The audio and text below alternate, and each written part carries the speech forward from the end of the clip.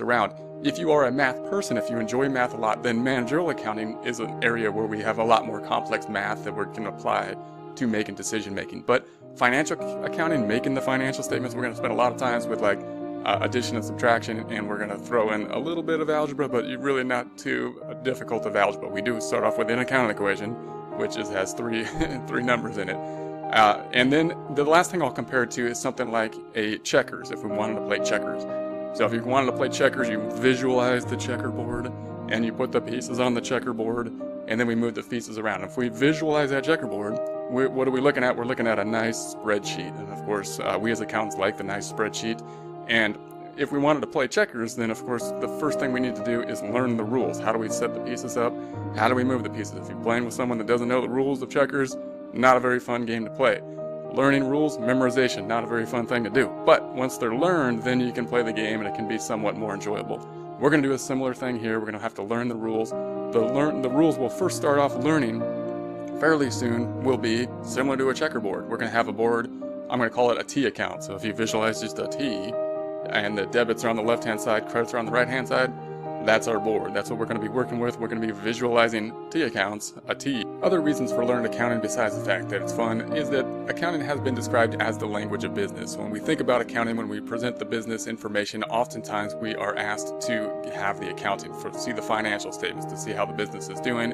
So that's true whether we are the business owner or if we work within the business. If we work within a business, even if we're not in the accounting department, it's good to have an idea of the accounting, because one of the objectives, one of the measuring tools for how well a business is doing is revenue generation and the financial statements. So we really want to have a sense of what that measuring tool is, how it works, and that'll help us to basically do a better job within whatever department we are in. So if we're working a business in a small business, or if we work in some other department within a business, if we know the accounting, we know how things fit together, that can really help us to understand other pieces of the business. Accounting can also help with our personal finances, so we all have to invest in some way. We're going to have to invest for retirement and these types of things. Accounting concepts can be very applicable when we're thinking about our own finances, our own assets, and our own liabilities and whatnot, so we can apply many of the accounting principles to ourselves as well. Accounting is also a way to make formal decisions. So if we're just working on our critical thinking skills, which is good for anybody, we can look at accounting and look at the principles of accounting and see how different problems are approached and how we can logically put together problems, especially for larger decisions, big decision-making issues. If we think about those through a systematic system, a lot of times that's what accounting is. We're going to try to put things through a systematic system, think through them in such a way that the data is laid out so that we are more likely to make a good decision. So those kind of critical thinking skills are another thing that accounting can really be helpful in. So the business objectives. We'll start off with a business objective, and I'm going to say to generate revenue. So the business objective is to generate revenue. Now, a lot of people have a problem when I say that. Sometimes people say, my small business or my business, whatever my business is not just to generate revenue. I'm trying to help people out.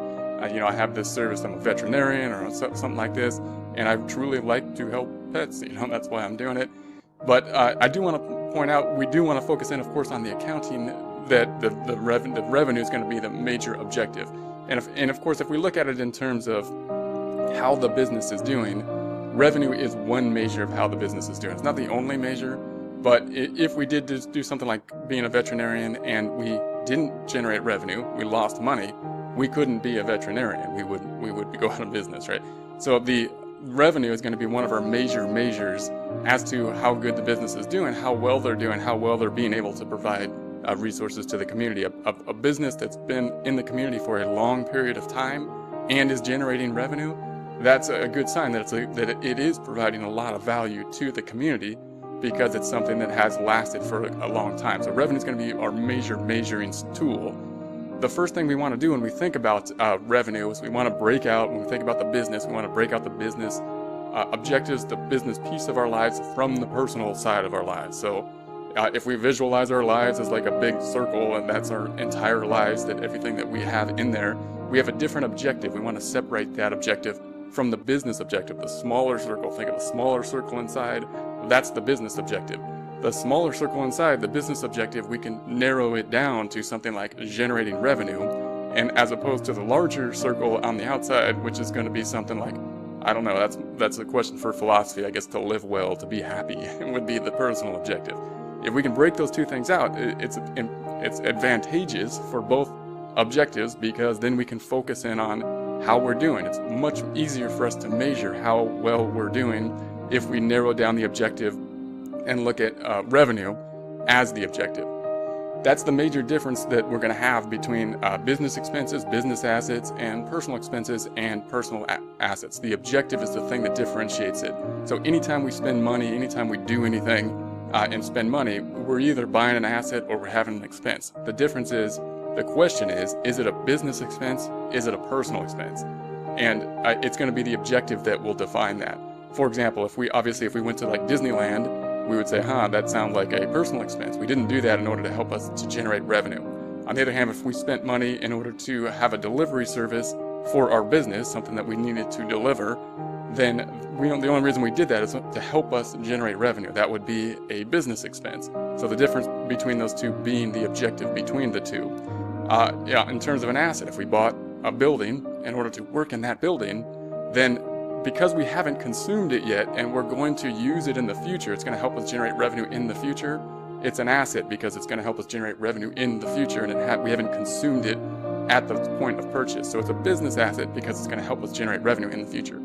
As opposed to if we bought a home. The home is going to help us to do something in the future, but it's going to have a different objective. The home is to help us live well, to be happy within the future. So those are both assets. One's a business asset, one's a personal asset. What's the difference? The difference is the objective, the reason for those two things to happen. So the first thing we want to do is separate the business from the personal. Why? Because it helps us measure things. Now the question always comes up now is like, well, what if I work within my house? Now